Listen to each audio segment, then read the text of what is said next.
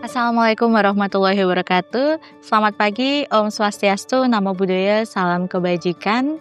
Perkenalkan, nama saya Lini Anis Watu Solihah, dosen dari Universitas Negeri Surabaya, Program Studi S1 Gizi. Pada kesempatan kali ini, saya akan mendemonstrasikan video pembelajaran untuk penilaian persepsi diri dosen dalam unjuk kerja Tridharma Perguruan Tinggi bidang pengajaran. Pada kesempatan kali ini, mata kuliah yang akan saya demonstrasikan adalah konseling gizi. Mata kuliah ini merupakan mata kuliah wajib bagi mahasiswa S1 Gizi di Universitas Negeri Surabaya semester 5 dan terdiri dari 16 pertemuan, di mana ada 7 pertemuan sebelum UTS, kemudian 2 pertemuan tatap muka setelah UTS, kemudian ada 4 pertemuan tatap muka di luar pembelajaran di kampus sebagai atau dalam bentuk praktik. Ada 1 pertemuan tatap muka untuk evaluasi praktik di lapangan. Kemudian ada 1 minggu untuk ujian akhir semester atau UAS. Mata kuliah konseling gizi ini membekali mahasiswa dengan pemahaman konseptual dan keterampilan praktis dalam melakukan proses komunikasi 2 arah yang bertujuan untuk membantu klien mengidentifikasi, memahami, dan mengatasi permasalahan gizinya. Melalui metode pembelajaran ceramah, diskusi, studi kasus, simulasi, dan praktek langsung, mahasiswa diharapkan mampu berperan sebagai konselor gizi yang efektif dan bertanggung jawab dalam berbagai konteks pelayanan gizi, mulai dari aspek promotif, preventif, kemudian kuratif, maupun rehabilitatif sesuai dengan prinsip-prinsip asuhan gizi terstandar atau PAGT. Mata kuliah ini juga menekankan pentingnya komunikasi interpersonal dan pendekatan yang berpusat pada klien dalam berbagai tahap kehidupan, mulai dari bayi hingga usia lanjut atau lansia. Adapun capaian pembelajaran atau CPL yang dibebankan pada mata kuliah ini, ada 3 CPL. Yang pertama, CPL yaitu mampu menerapkan teori dasar gizi, iptek, serta ilmu yang terkait yang terdiri dari anatomi, fisiologi, ilmu pangan, biomedik, humaniora, dan manajemen untuk memecahkan masalah gizi perorangan, kelompok, dan masyarakat. CPL yang kedua adalah mampu menerapkan prosedur asuhan gizi terstandar secara mandiri dalam rangka memecahkan masalah gizi klinik. CPL terakhir yaitu mampu berkomunikasi secara efektif dalam pelayanan konseling, edukasi gizi, dan dietetik untuk menangani masalah gizi individu, kelompok, masyarakat sesuai dengan hasil kajiannya. Lebih lanjut, capaian pembelajaran mata kuliah atau CPMK yang dibebankan pada mata kuliah ini adalah yang pertama, mahasiswa mampu menjelaskan konsep, tujuan, etika, dan teknik konseling gizi sebagai salah satu intervensi gizi.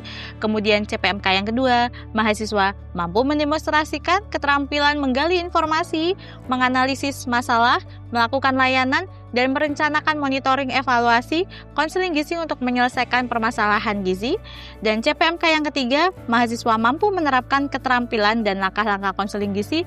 CPMK yang terakhir, diharapkan mahasiswa mampu berperan sebagai konselor yang baik, yang bekerja sama dan berkomunikasi dengan jujur kepada klien. Pada mata kuliah ini ada beberapa metode yang diaplikasikan, salah satunya yaitu Project Based Learning atau PJBL dengan blended learning, di mana di sini mata kuliah ini akan mengintegrasikan pembelajaran secara sinkronus dan asinkronus. Pembelajaran asinkronus akan diakses mahasiswa melalui sebuah sistem yang dikembangkan oleh UNESA, yaitu Learning Management System yang kita sebut dengan CIDIA. Di dalam CIDIA, mahasiswa bisa mengakses berbagai materi pembelajaran, kemudian bisa mengakses kuis, tugas, dan sumber pembelajaran lainnya. Untuk asesmen nilai mahasiswa pada mata kuliah konseling gizi ini akan meliputi 4 kegiatan. Yang pertama adalah penilaian terkait dengan partisipasi di kelas dengan bobot 15%. Kemudian yang kedua adalah penilaian tentang portofolio mahasiswa. Di sini bisa berupa penugasan esai dengan bobot 15%. Kemudian penilaian yang ketiga adalah tes meliputi UTS dan UAS dengan bobot 15%, dan yang terakhir adalah penilaian praktik konseling gizi dengan bobot paling besar yaitu sekitar 55%. Sehingga total penilaian adalah 100%. Untuk portofolio dan praktek, penilaian akan menggunakan rubrik penilaian sehingga bersifat objektif dan rubrik tersebut disampaikan juga kepada mahasiswa. Baik, selanjutnya akan kami demonstrasikan video pembelajaran. Selamat menyaksikan.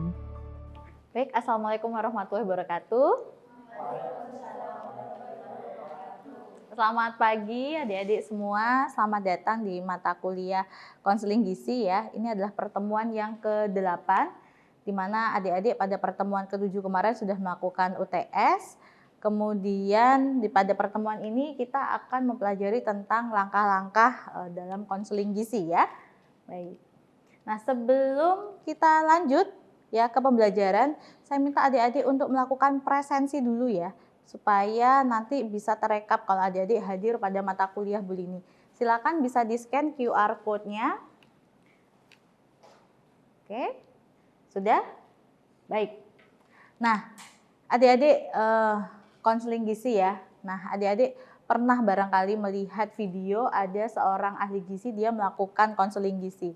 Bisa dibayangkan kalau misalkan dalam proses konseling gizi itu terjadi perbincangan atau suatu kondisi yang tidak sistematis atau awkward atau membingungkan. Ini sebenarnya kita sedang ngapain? Ini saya sedang dilakukan apa atau sebagaimana yang lainnya ya.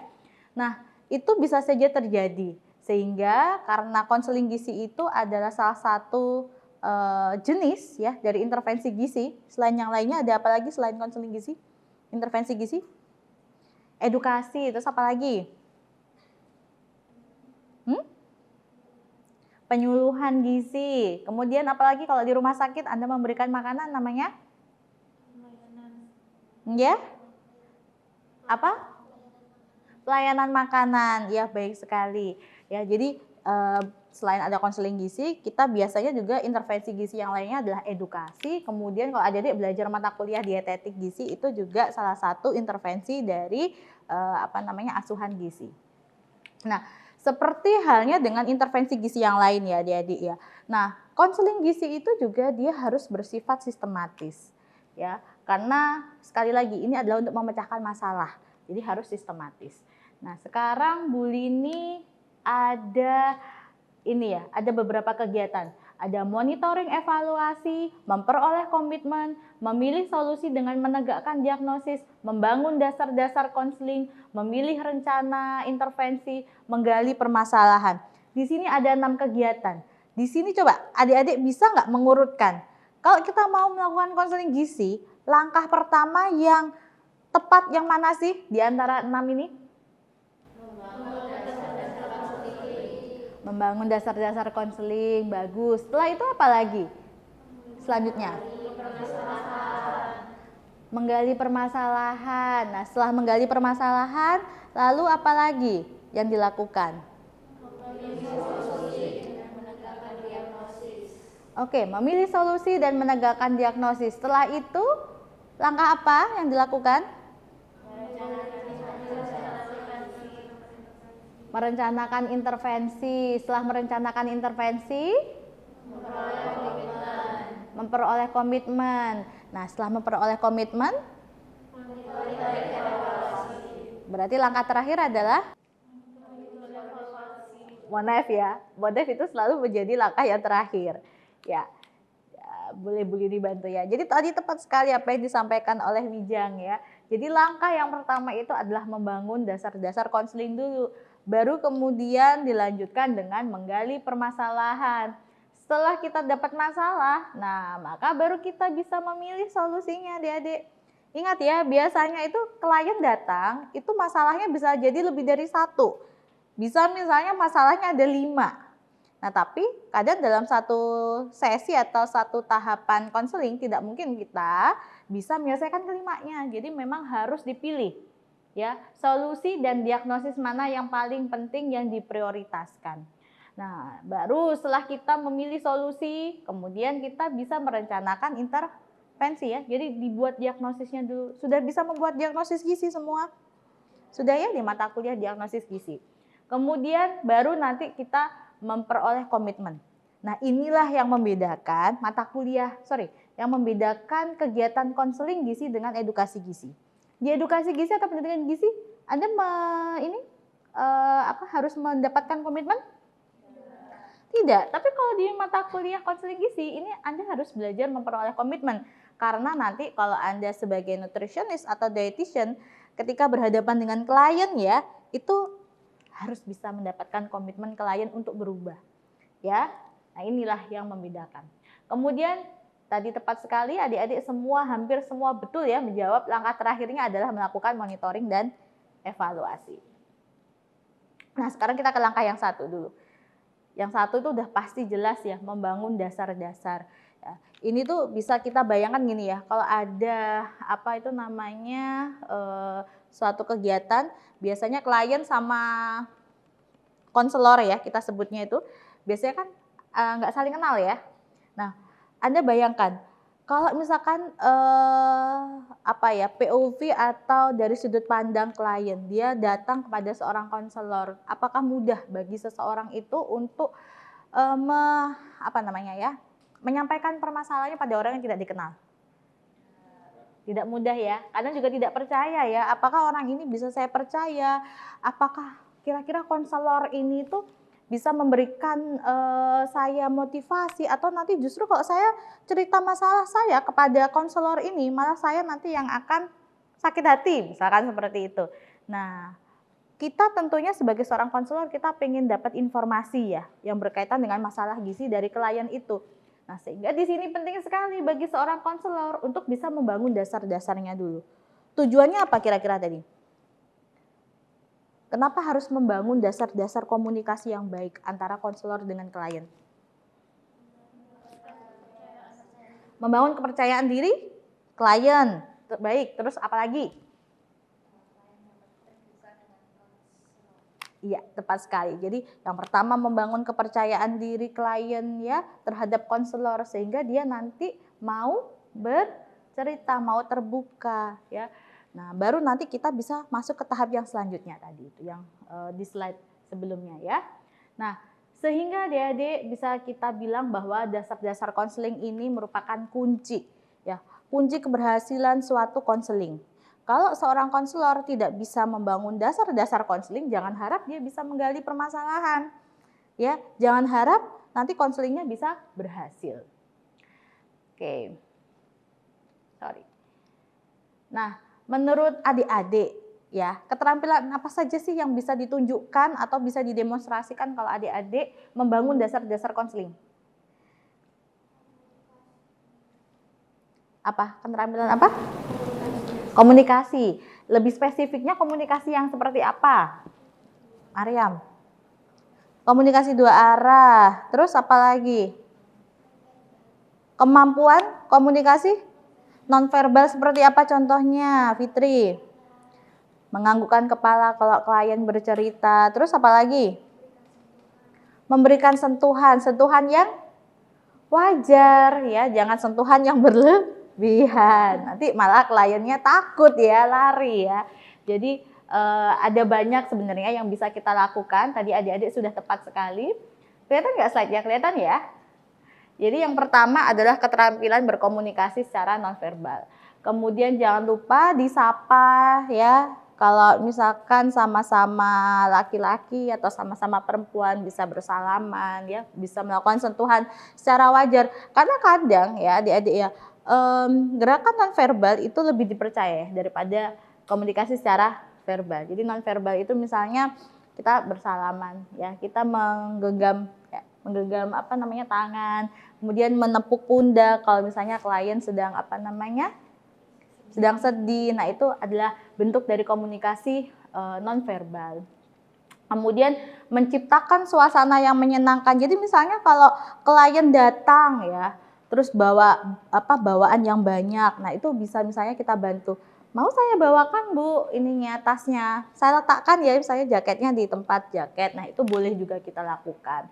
Kemudian hubungan positif, rasa percaya. Jadi misalnya kita buat ruangan konselingnya tertutup sehingga nanti kalau bercerita tidak terdengar orang lain, seperti itu ya. Oke. Nah, selanjutnya setelah kita berhasil membangun fondasi atau dasar-dasar konseling, kita bisa maju ke langkah yang kedua. Apa tadi langkah yang kedua, Adik-adik? Menggali permasalahan. Nah, kira-kira kalau menggali permasalahan itu keterampilan apa yang digunakan? Berkomunikasi yang seperti apa? Kalau menggali permasalahan berarti adik-adik ngapain? Bertanya. Ya, jadi di sini ya pada langkah kedua ini nanti adik-adik akan mengimplementasikan keterampilan bertanya. Ya, ingat supaya adik-adik bisa mendapatkan informasi yang banyak, bertanyanya seperti apa? Dengan pertanyaan yang terbuka. Pertanyaan tertutup boleh nggak diberikan? Jadi pertanyaan terbuka itu contohnya apa? Kata tanyanya. Bagaimana? Bagus. Apalagi? Mengapa atau kenapa kalau bahasa informalnya? Ya, itu pertanyaannya seperti itu. Kalau misalkan pertanyaan yang tertutup, boleh nggak diberikan? Sebaiknya kalau di awal tidak, tapi boleh juga. Misalnya sebagai apa? Sebagai sebagai untuk misalnya untuk meyakinkan, bagus, sebagai probing biasanya ya. Probing itu untuk mengarahkan. Kadang kita bertanya bisa jadi misalnya klien itu tidak mendapatkan tidak sama dengan apa yang kita tanyakan jawabannya, sehingga mungkin bisa kita lakukan probing untuk mengkerucutkan ya jawaban dari si klien. Kemudian jangan lupa juga ya adik-adik melakukan pengukuran langsung. Jadi untuk menggali permasalahan ini biasanya klien itu bisa digali ada beberapa aspek ya. Masih ingat ya A, B, C, D, P. A-nya apa? Antropometri. B-nya? Biokimia. C-nya? Klinis. D-nya? Dietary history. P-nya? Personal ya. Ada lagi selain ini? Apa yang kurang? Ekologi sama farmakologi bisa ditanyakan, riwayat obatnya dan lain sebagainya ya. Nah, saya rasa keterampilan untuk menggali permasalahan seperti antropometri, biokimia, sampai data personal sudah adik-adik dapatkan di mata kuliah penilaian status gizi. Sehingga nanti kalau adik-adik terjun di lapangan pada pertemuan ke berapa ya? Pertemuan ke-8 atau 9 ya, adik-adik tinggal mengaplikasikan saja. Oke. Nah, ini ya masih ingat ya, data antropometri bergantung pada masalah pasien, apa saja yang bisa diambil ya. Jadi misalnya bisa pakai lingkar perut kalau misalnya pasiennya mengalami obesitas ya. Kalau pasiennya anak atau kliennya anak. Panjang badan terus apa lagi Wijang tadi? Lila, baik sekali Lila ya. Nah, untuk biokimia sudah hafal adik-adik ya, kemudian data klinis fisik ini sudah diajarkan di mata kuliah penilaian status gizi ya, yang pada semester berapa? Semester 2 ya. Nah, sekarang kita lanjut ke langkah yang ketiga. Apa langkah yang ketiga? Iya, jadi jangan lupa ya, semua intervensi yang berkaitan dengan gizi itu harus dibuatkan diagnosisnya dulu adik-adik. Diagnosis gizinya ya, supaya apa? Supaya kita bisa berpikir secara sistematis. Nah, masih ingat ya, untuk membuat kalimat diagnosis gizi dimulai dengan apa dulu? Problem, kemudian etiologi, lalu sign symptom ya. Jadi tadi di langkah kedua adik-adik sudah mendapatkan menggali masalah. Nah, masalah itu ya harus dibuat diagnosisnya. Karena nanti dari PES inilah kita bisa melakukan intervensi konselingnya ya. Etiologinya kita cari, kemudian sign symptoms atau tanda gejalanya inilah yang nanti akan kita apakan? Monitoring di langkah yang terakhir ya. Oke. Gitu ya. Baik adik-adik, nah langkah selanjutnya adalah langkah yang keempat ya. Langkah yang keempat itu adalah merencanakan intervensi gizi. Nah, intervensi gizi ini disesuaikan dengan apa? Masalahnya. Masalahnya tadi sudah dibuat diagnosis ya, sehingga intervensinya kalau bisa yang relevan dengan diagnosisnya apa. Tadi contohnya, misalnya kalau ada pasien, dia mengalami obesitas, kemudian dia adalah pekerja yang sibuk. Nah, kira-kira intervensi konseling gizinya apa ya? Saran yang bisa diberikan?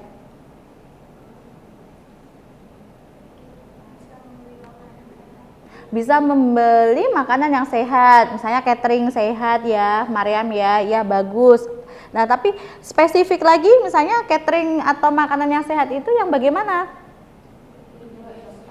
Junk food, menghindari junk food. Terus apa tadi, Mbak?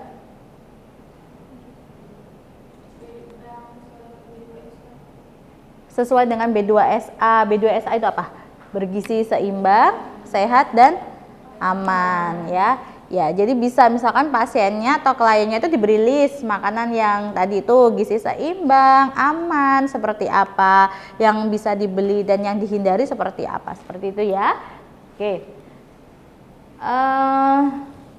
Ya, jadi bisa didiskusikan juga dengan pasien ketika konseling itu, kira-kira pola makan apa saja yang perlu dirubah. Misalnya kalau masalahnya adalah terkait dengan eating behavior atau kebiasaan makan ya, ini tadi. Kemudian juga ditanya, kira-kira kalau misalnya membeli makanan seperti ini ada hambatan nggak? Jangan-jangan makanan yang Anda sarankan itu adalah makanan yang tidak disukai oleh klien. Jadi harus ditanyakan ya. Jadi nanti kalau misalkan kita tahu bahwa makanan itu misalnya ada hambatan untuk dibeli atau perilaku itu ada hambatan, nah kita cari perilaku lainnya yang kira-kira itu bisa sesuai. Karena kalau misalnya kita menyarankan sesuatu yang orang tidak suka, kira-kira dijalankan tidak ya? Tidak dijalankan, konselingnya akhirnya tidak berhasil gitu ya. Nah, kemudian 2 langkah terakhir, yaitu langkah kelima adalah iya, jadi di konseling gizi itu penting sekali adik-adik untuk bisa mendapatkan komitmen. Komitmen itu contohnya seperti apa ya? Wijang gimana?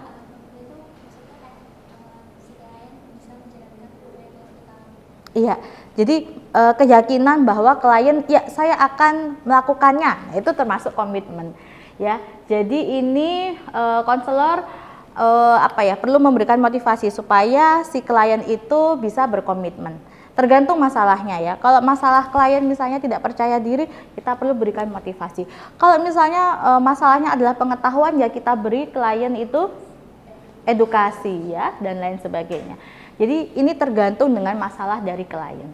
Nah, langkah yang terakhir adalah langkah yaitu monitoring dan evaluasi ya. Nah, untuk monitoring dan evaluasi ini dia tujuannya adalah supaya kita tahu ya intervensi konseling kita ini berhasil atau tidak pada klien. Jadi biasanya pada satu tahapan konseling gizi itu ada tujuannya apa. Kemudian nanti monitoring dan evaluasinya bisa dilakukan pada tahap atau stase konseling yang selanjutnya. Jadi bisa jadi konseling itu tidak dilakukan 1 kali, tapi bisa 2 kali, 3 kali tergantung pada kondisinya klien atau pasien ya.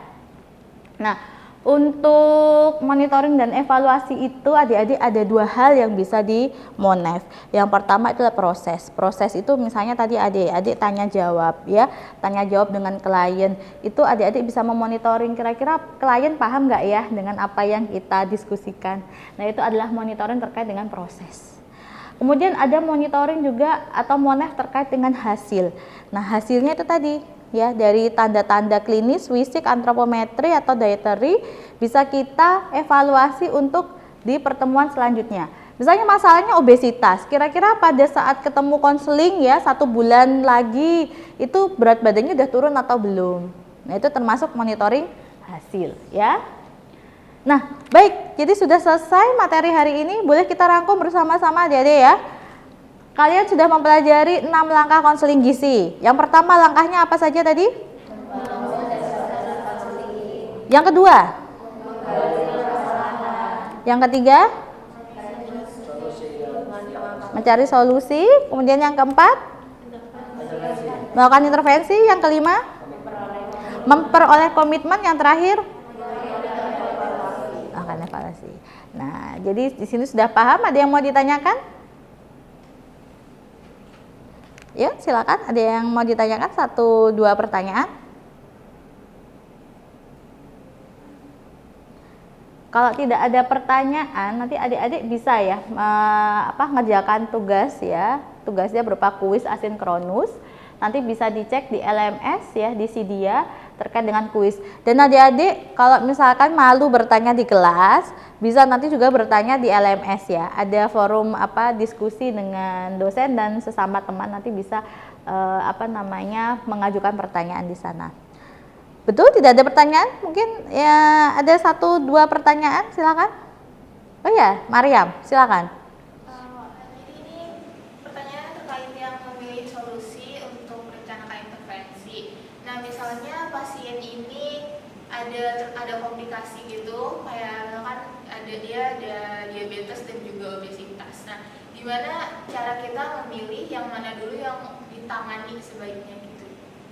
Ya, pertanyaan bagus sekali ya. Jadi tadi Mbak Mariam bertanya kalau misalnya ada klien yang dia memiliki komplikasi nih, masalahnya banyak. Mana dulu ya masalah yang harus diprioritaskan ya? Nah, pertama diprioritaskan masalahnya itu berdasarkan misalnya kegawatannya. Mana dulu yang harus diselesaikan. Misalnya kalau dia diabetes dan obesitas, sambil jalan bisa juga dilakukan ya. Diabetes itu kan gula darahnya naik ya, tinggi ya. Jadi misalnya kita bisa melakukan saran untuk mengurangi makanan yang tinggi gula. Karena nanti tinggi gula itu juga berpengaruh ke gula darah, juga berpengaruh juga dengan energi ya. Sehingga juga obesitasnya bisa diatasi gitu. Jadi memang sebagai seorang konselor kita juga harus berpikir kritis. Ini kira-kira seperti apa masalahnya, yang paling gawat yang harus diprioritaskan yang mana. Dan bisa jadi kalau satu masalah kita tangani, masalah yang lainnya juga akan teratasi, bisa jadi juga seperti itu ya Mbak Mariam ya. Baik, nanti adik-adik pada pertemuan selanjutnya akan project base, jadi nanti akan dipandu oleh dosennya, dibimbing oleh dosennya untuk menangani satu kasus ya, jadi satu mahasiswa satu kasus ya. Jadi silakan berprogres. Baik adik-adik, kalau begitu karena waktunya sudah habis, saya akhiri ya perkuliahan kita pada siang hari ini. Assalamualaikum warahmatullahi wabarakatuh.